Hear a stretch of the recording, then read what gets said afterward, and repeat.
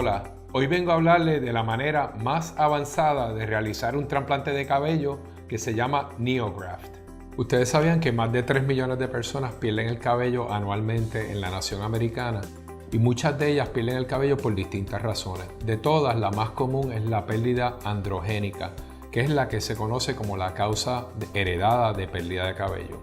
Afecta tanto a hombres como mujeres. Muchos pacientes cuando vienen a evaluarse, como es de costumbre, pues tienen dudas.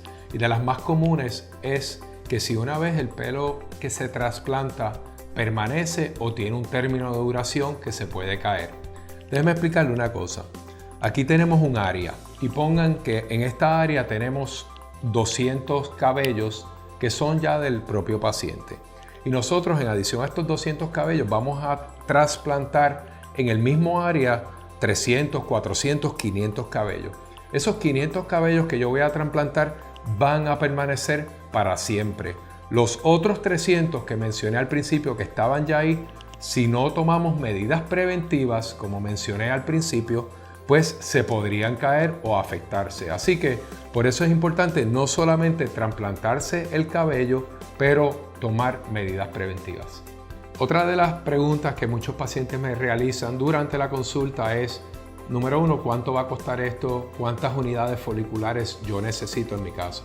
Todo el mundo es diferente. Dependiendo del grado o la severidad de la caída del cabello, es que vamos a decidir cuántos injertos se necesitan.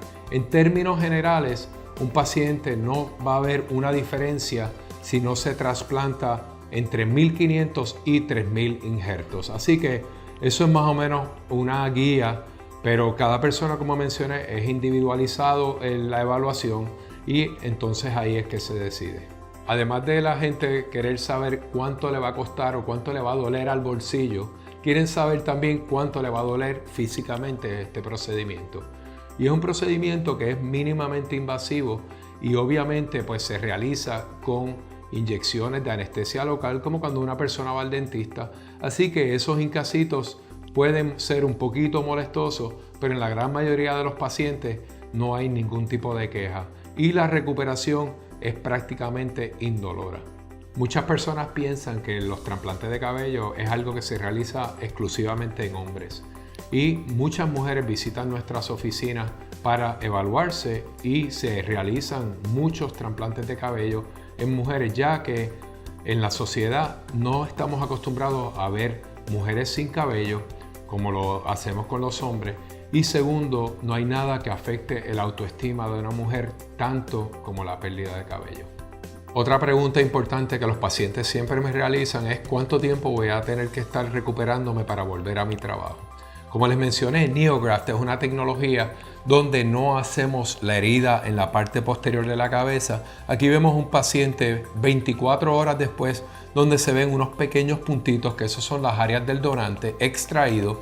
Aquí tenemos 72 horas y 7 días después de la extracción. Así que como pueden ver, el paciente se recupera usualmente entre 5 y 7 días y la recuperación es bien indolora.